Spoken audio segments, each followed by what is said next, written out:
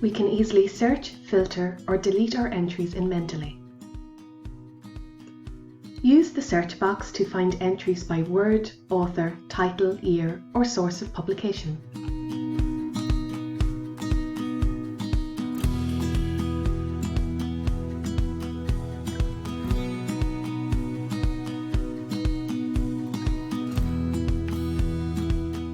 Use filters to find certain authors, or to filter using tags that we have assigned to entries. We don't have any tags yet, so let's add some now and then use them to filter our entries.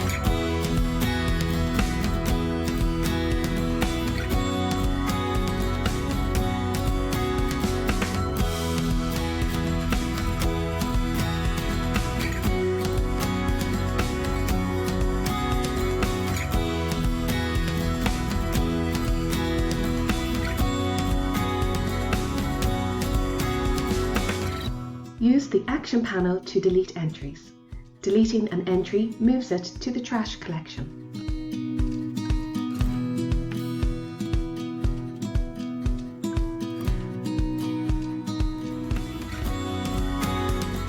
When an entry is in the trash collection, you can keep it here, restore it to all references, or delete it permanently.